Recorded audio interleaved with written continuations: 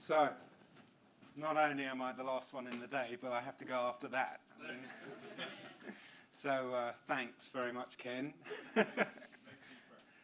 Take a deep breath, and what was it? Rubber buggy bumpers. Got it. It gets worse. So the first thing my team said I needed to talk about was myself, but I think it's really just an excuse to bring up an embarrassing picture and the full horror of having it on 5 screens. I don't think even they're that cruel. So the reason why they wanted me to talk about myself is just to give you a bit of background on where I've been over the last 31 years, because that kind of has an input into Holaroo and what we do. So when we talk about me being an experienced tech visionary, which is something I hate saying, basically what it means is for the last 20 years I've been working in HR technology and recruitment technology. In the late 90s I joined a company called World Careers Network, WCN, who were building at that time one of the very first applicant tracking systems. I then went to another company called iGrasp, who were also very early applicant tracking systems. There was a time when applicant tracking systems were cool and real cutting-edge technology, and everyone was really excited about talking about them. I don't think that's necessarily the case anymore. So about 10 years ago, I kind of got a bit frustrated with how that whole industry felt like it was slightly stagnating, and so that's when I went off and set up Holaroo and wanted to build something around. Broadly, I wanted to build something around people as opposed to building something around process. Corporate, so before that, so I had 11 years before moving into the HR tech space with Schlumberger, which is a big oil service company, 3 years in Paris, 5 years out in the Far East working on oil rigs. So Schlumberger, 100,000 employees, and then with both WCN and iGrasp, by coincidence, I was employee number 17. So I've seen big organizations and I've seen tiny organizations as well. And then finally, my last role at Schlumberger was their head of recruitment in the UK.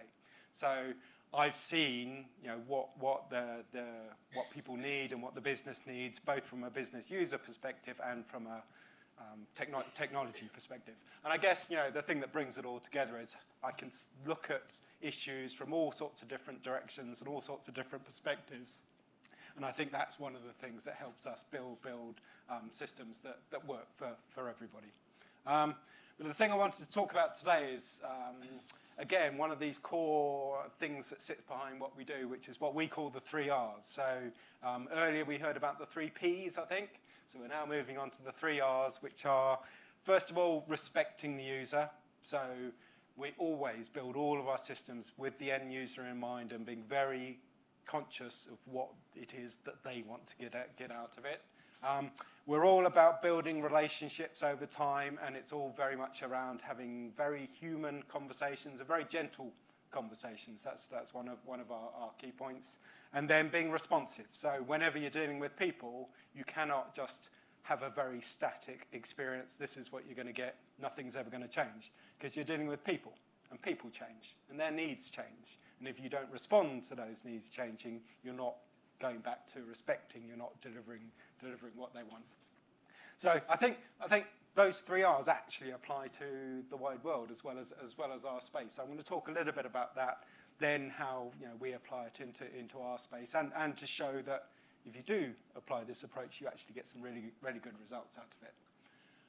So this is how we apply the 3 Rs into our principles, so Holaroo's principles. So the first one, respect all of our systems. We build them around the end user. We're very transparent about what's going on. We give them control over the experience. That's a really key thing. And we tailor it. So one of the reasons, one of the things I see with a lot of HR technology is it tends to be built with one user in mind, and then they try to bolt on other user experiences. So you get something that's built for a recruiter, and then you try and get the hiring manager using it, or you try and get the candidate experience, and it's not really built for them, so it doesn't quite work for them. So one of the things I very much wanted to do with Holaroo is be able to deliver an experience which was right for that particular user. Then the relationship part, the relate part, is all about influencing people. So rather than telling people what to do, persuading them to do things, giving them a lot of feedback, so telling them that an action that they've taken has delivered a result, and keeping them informed about how they're going along and how they're progressing. So it's all about gently nudging people along a path rather than forcing them down a path. And then the last bit is being adaptive. So all of our systems are very, very interactive. So things are happening, people are responding to it. So what we can do is we can try something out, see how somebody's responding to that, and then use that to adapt how we're delivering the experience for them. So it's a constantly evolving experience for the candidate or the employee or whoever it is that's using the system based on how they're interacting with the system. So those are the principles which are underneath all of our systems. So talking in a bit more detail. So first of all about respect.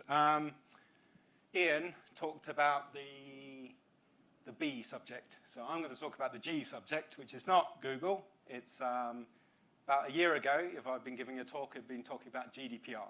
So everyone remembers a year ago, everyone was in a blind panic about that date in May when they had to be compliant, and everyone was getting into a bit of a tiz. I suppose the news is, and whether it's good news or bad news depends on you, May wasn't the end of GDPR. The regulators across Europe have had nearly 100,000 complaints since GDPR was launched in May. They're only tiny teams. They're working through them. So if you think, everything was done in May and because you haven't heard anything, nothing much is going on, there's a lot going on. And the most recent example, and the reason why Google's up here, is a couple of months ago, Google were fined 50 million euros because of a breach of GDPR. And the thing that, if you read into it, the thing that they breached was all about consent. So it was all about being clear about what somebody was signing up for, letting them sign up for one specific thing rather than signing up for the whole thing all at once. I think there's quite a lot of parallels to recruitment and how you're gathering people's data. I wrote an article on this on our website, so if you're interested in that subject, go and have a look, because I do think there are implications, and it's always been the case with GDPR that the regulation is quite broad and it's quite vague. So it's only when cases like this come along that people are going to start to see the detail of what exactly does it mean that you have to be granular about consent in the process. But I didn't want to talk negatively about GDPR, because when we talk about GDPR, we think it's a really positive thing. It's completely by accident, but the EU managed to deliver a piece of regulation at exactly the point where everybody was starting to worry about their data and how it was being used and how much control they had over it. The core concepts of GDPR are all about transparency, so being open about what you're doing with people's data, and control, giving them control over their data. And like I say, the timing was amazing because they started thinking about it, I think about 11 years ago. So it's not like it was planned, but they happened to hit, GDPR came along at exactly the point where the whole sense of what people felt about their data was changing. So if we talk about how we respond to that and how we deal with respect, again, our core values are transparency and control. So this is one of our clients. So this is Network Rail, who use this to manage their passive talent, so the people who aren't yet engaged in an active application process. And there's a few things to say about it. So first of all, the candidate owns the experience. So they choose when to engage, they choose how to engage, they choose how active a level of relationship they want with the organisation. And it's built around them, so it's built around exactly what they want. Our systems tend to be very, very intuitive. We don't tend to have to train anybody how to use them, but it's all built around what is it that user needs. Let's give it to them in as easy a way as possible. Because it's not tied to a particular job, and because the messaging's not about you need to apply for a job right now, you've got the space to have a conversation. So the messaging in the platform is all about, here's a space. We want to find out more about you. You want to find out more about us, so that you can better decide where your career path might fit with regards to Network Rail in this instance. So that makes the whole relationship a lot calmer and a lot better for the end users. And then the last bit, because this is actually a private community, so it's basically driven, recruiters decide who comes in, so they're either recycling people out of campaigns or they found good people out in the big wide space. All of the messaging is about, we think you're really good, we think you're really special. Here's a space to reflect that and to support you in your career choice. So that's how it works, and this is the result. So, there's all sorts of metrics that I could tell you about. The fact that it's reduced their cost per hire, it's a really high quality channel of applicants, but this is the one that I'm most proud of. So we asked all the memberships after about 2 years. We asked them, has being a member of this platform made you more positive about a career with Network Rail? And 93% of them said yes. So the broad message is, if you treat people well, if you treat people with respect, they really like you. Relationships. So I don't know if many people know much about nudge theory. So economists were getting really confused because they had all these models about what people were going to do when they responded to pricing signals or whatever, and people weren't doing it. They were doing things which didn't make sense, which weren't the most economically sensible thing to do. They basically weren't doing what people told them to do.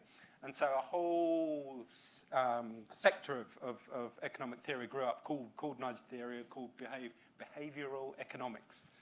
That's another tongue twister to say. And it's all around ideas like this. So rather than have a sign saying take the stairs or walking up the stairs is good for you, you just paint pictures on the floor and people naturally follow that. There's a really famous example which you might have heard of in Amsterdam airport. They painted pictures of flies inside the urinals, which made people aim better. And then there's other examples. So lots of it is about making things personal. So rather than saying to somebody, you need to pay your tax bill, they say, oh, this whole street or your neighbours have paid, or these people that have already done this, and that persuades people to do it because their peers are doing it. And then you also, and you'll have seen this as well, the UK is quite big on nudge, and specifically the UK revenue and customs are big on it, because when you now get a tax bill or what have you, they don't just say we want some money. They also talk to you about what that money is going to be spent on. So they make it much more positive. So that's kind of some of the theory behind it. So how we do things like that is that first of all of the messaging that's coming out of the system tends to come from somebody. So even if there's a certain level of automation behind it, things like somebody that has invited you in, somebody that has shared some content with you, all the messaging is personalized, even if in some cases it's automated. We celebrate success, so that middle message is how we do employee referrals. So we don't do employee referrals about jobs. So we don't say, find a job and tell us somebody who's going to apply for it. We just say, do you know somebody good? And then that's how people do the referrals. They do the introductions, and we celebrate. So we basically every month talk about the best person who's done this, the particular department that's done a great job. So it's all very positive messaging, and then giving people feedback. So again, don't ever have the situation, and everyone knows about this from candidate experience, the black hole. So somebody's done something and then they don't hear anything for a year, 2 years, or what have you. So even in the case of referrals, what we do is we tell people when somebody's responded to their invitation, what they've done within the system. So you're making a very dynamic experience for the people.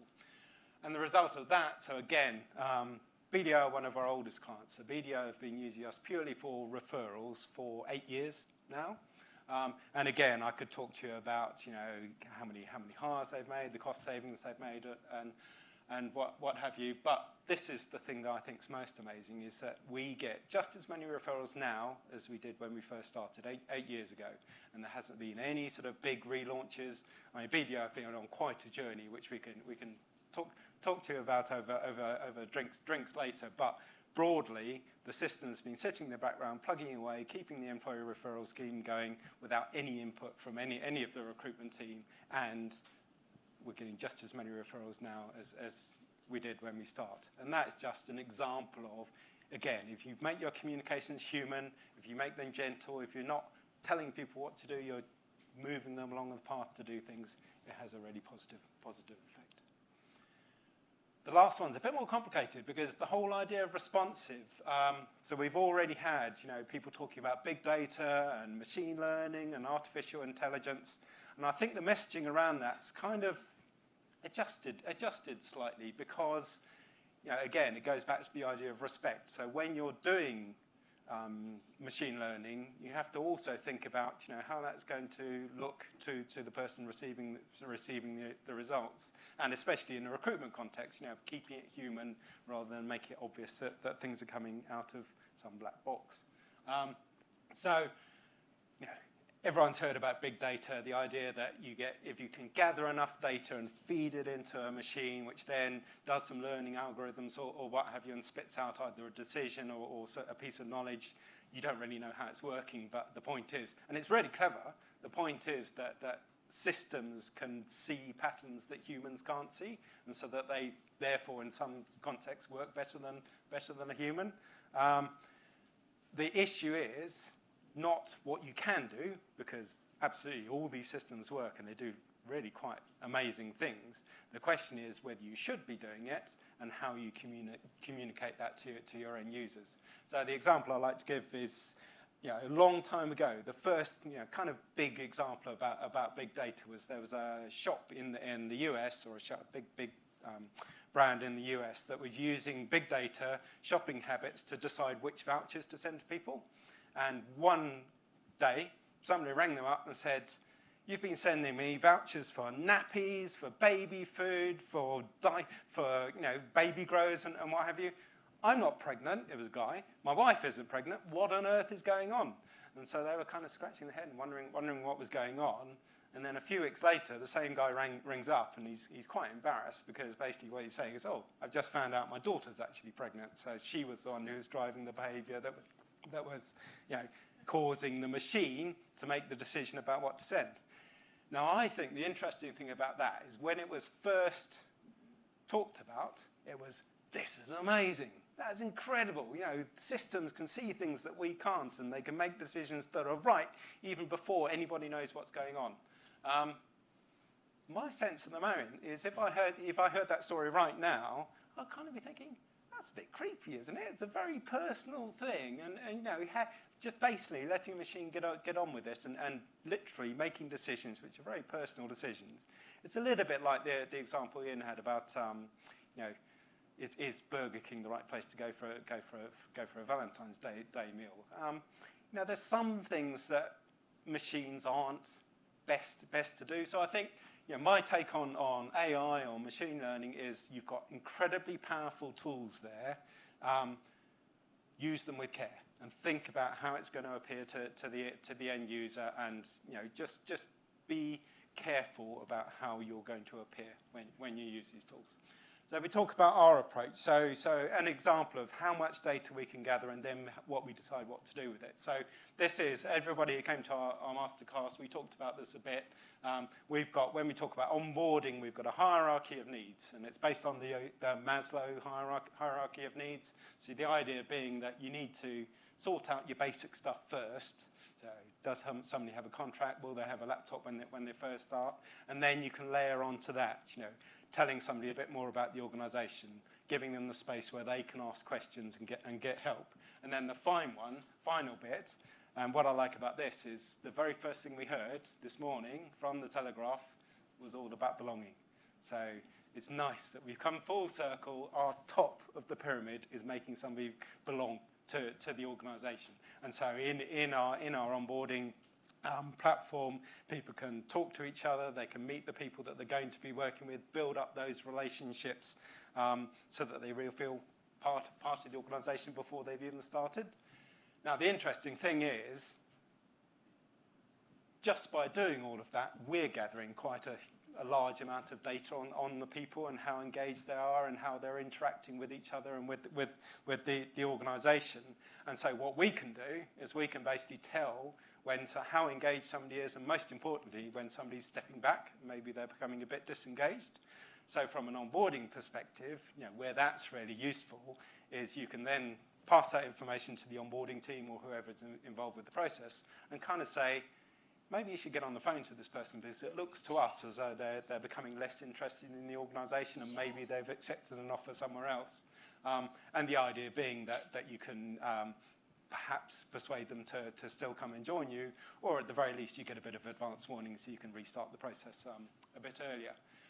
So that's the idea, but the key thing about it is because this is a space where people are interacting, it's not a surprise to them when somebody picks up the phone and says, oh, we just noticed that you've joined this group, but you haven't, said hello to everybody. That's what we'd like to happen. So it's very open about what's going on. You're not tracking people without their knowledge. So as long as you position it like that, it works really well. So these are the results. So again, Capgemini, we've been running their onboarding for a couple of years now. Ken's prowling already, crikey. They actually weren't looking for this sort of result. They wanted people to feel really happy about joining and enthusiastic about joining, and they wanted them to be ready to go when they started on day one. But after about 6 months, we started to look at the data and we started to cross-reference it about people who are actually starting as opposed to just the people who accepted their offers. And we started to see that we could detect behaviour which basically showed that somebody's about 4 times less likely to start than normal. So we can flag those up to the onboarding team. They can proactively intervene. And on the back of that, they have reduced their attrition from offer to start by half. So, you talk about Capgemini, that's literally 50 more people turning up who wouldn't have turned up beforehand. So if you want to make the business case for having an onboarding process and an onboarding system, that's the one you take to your finance director. Last bit, Ken, I promise. I know this is quite a big subject, and there's all sorts of things to think about. So I wanted to give you another little tool, which is about where do I focus my energy. So you've got a finite budget, you've got a finite amount of time. Where should I focus my energy on candidate experience and candidate engagement? Part of it is about, which is the thing you probably know about, is there are some sorts of people that you have to spend more time with. They're in-demand talent, they're highly skilled talent, so it's worth spending more time with them.